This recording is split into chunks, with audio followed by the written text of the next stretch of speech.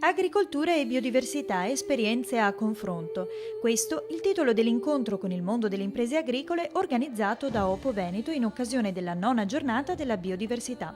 Organizzatore della serata Cesare Bellò, direttore di Opo Veneto, che ci ha spiegato il particolare legame esistente tra agricoltura e biodiversità. La diversità biologica sta nel terreno, negli ambienti dove lavorano i nostri agricoltori, in particolare dove lavorano i nostri orticoltori, che hanno il compito di presidiare e salvaguardare la biodiversità presente nei propri ambiti. Presente alla serata anche il consigliere regionale Amedeo Gerolimetto, presidente della prima commissione consigliare e componente della commissione agricoltura, che ai nostri microfoni plaude l'iniziativa. Ed è soprattutto significativo che una realtà come questa, che è un punto di riferimento a livello regionale per quel che riguarda il mondo dell'ortofrutta, si preoccupi di impostare le proprie produzioni, i propri produttori attraverso momenti di formazione come questa sera, dove si va a spiegare l'importanza di conservare questa diversità. Biodiversità, un tema importante e caro agli orticoltori veneti, che nell'affrontarlo con sensibilità e tenacia dimostrano ancora una volta di tenere il passo con l'Europa. Noi non facciamo altro che portare avanti quella che è una direttiva comunitaria, cioè l'Unione Europea ha detto alle organizzazioni di produttori, in particolare a quelle del mondo ortofrutticolo, salvaguardate la biodiversità. Ma quello della biodiversità non è un tema che Opo Veneto affronta solo in modo regionale. Dal 2000 infatti gli orticoltori veneti sostengono un progetto per la biodiversità in Ecuador che ha portato la World Biodiversity Association a raccogliere 87.000 euro per l'acquisto di 40 ettari di foresta pluviale.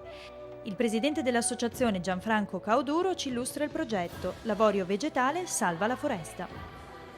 L'avorio vegetale salva la foresta perché è il seme di una palma che gli indios tagueros, cioè gli indios dell'Ecuador che lo lavorano, producono questi piccoli oggettini di appunto avorio vegetale. Questo è il seme della palma da cui si ricavano poi questi oggettini, che poi ci vengono inviati dal professor Giovanni Onore alla nostra scuola, e noi abbiamo, diciamo così, messo in piedi questo progetto che si chiama Progetto Biodiversità per raccogliere fondi per salvare foresta, per comprare foresta.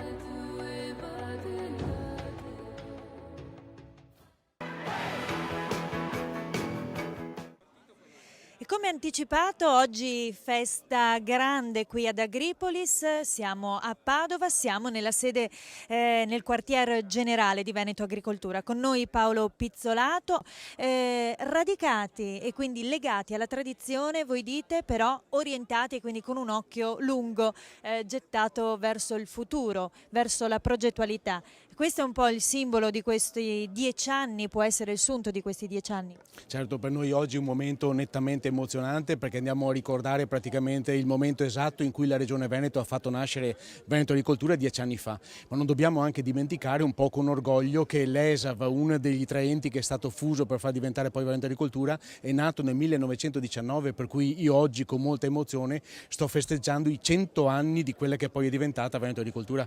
Noi abbiamo logicamente uno sguardo rivolto al passato, ma logicamente gli occhi assolutamente puntati verso il futuro, perché è lì dove dovremo andare a combattere e applicare tutto quello che saranno per le generazioni future le nostre risorse del nostro mondo agricolo. A livello nazionale siamo quelli che rispettano le normative più importanti, adesso diamoci tutti da fare, tutti assieme, collegando le sinergie, per cercare di portare il Veneto, il nostro paese e i nostri prodotti all'interno dell'Europa in una maniera fortissima. Ecco, proprio in questo fine settimana, 24 e 25 ottobre, voi andate anche ad aprire le sedi in tutte le province venete perché il pubblico, il grande pubblico, possa scoprire quanto Veneto Agricoltura fa, e sono davvero tante sedi con specificità diverse. Faremo toccare con mano e vedere alla gente veramente cosa fa Veneto Agricoltura, quanto importante è Veneto Agricoltura nel settore della ricerca, delle bioenergie, dell'allevamento, dell'itticoltura, per cui la gente avrà la possibilità proprio di sfruttare e di vedere questo ente regionale, che io considero quello più grande in assoluto a livello della Regione Veneto, è quello proprio che riesce a iniettare nel territorio quello che è la sua propria specificità, lavorare per il mondo agricolo cercando di trovare alternative validissime per il mondo dell'agricoltura. E noi vi facciamo chiaramente un in bocca al lupo, un buon compleanno a Veneto Agricoltura. Noi ci godiamo l'ultimo servizio di cronache trevigiane e poi tornate con noi per le conclusioni che affideremo al presidente della Regione Veneto, Giancarlo Galan.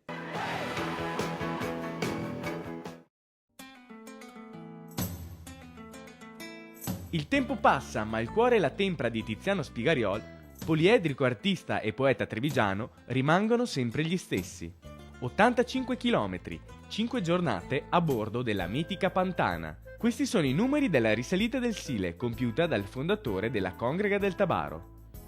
Tutto questo a 30 anni dalla discesa del fiume. Un'impresa non solo sportiva ma soprattutto sociale. Infatti, acquistando le suggestive cartoline celebrative dell'evento, si sostiene un importante progetto promosso dalla Congrega del Tabaro. Questa risalita, oltre che a pubblicizzare prodotti e territorio locali, è nata anche per essere un aiuto a un progetto che la Congrega del Tabaro nei suoi 10 anni quest'anno di fondazione ha promosso. Questo progetto si intitola Aiutiamo la ricerca contro l'Alzheimer. La tappa conclusiva della risalita del Sile si è svolta interamente nel comune di Quinto di Treviso. Non poteva mancare il padrone di casa, il sindaco Mauro Dalzillo. Eccolo ai nostri microfoni. Eccoci qua alla risalita, una nuova esperienza sportiva che Spigariol ha voluto portare in collaborazione con noi, amministrazione di Quinto, altre amministrazioni vicine e l'ente parco. Questa, a parte proprio la risalita, quindi lo sforzo fisico, diciamo così, del protagonista, deve essere una cosa molto importante per il territorio, per la valorizzazione del nostro Sile, per la valorizzazione dell'ambiente. Anche la provincia di Treviso ha partecipato all'evento. Il presidente del Consiglio provinciale, Fulvio Pettenà, nato proprio a Quinto, ci parla del legame tra il paese e la Pantana. Sì, un legame sicuramente non forte, radicato direi nella nostra comunità, e grazie a quell'interprete magnifico che si chiama Tiziano Spigariol, con cui l'amministrazione provinciale già da tempo collabora, visto che è uno dei cultori delle tradizioni e dell'arte del fiume. Tanta la gente è accorsa all'Oasi Cervara per salutare l'arrivo di Spigariol. Anche il presidente del Parco Naturale Regionale del Fiume Sile, Alberto Magaton, non ha voluto mancare di omaggiare il Signore del Tabaro e attraverso Cronache Trevigiane lascia a tutti questo invito. Invito tutti quanti magari a fare un giro con delle pantane o con delle imbarcazioni come queste, in modo da poter vivere delle emozioni uniche attraverso il nostro Parco del Sile.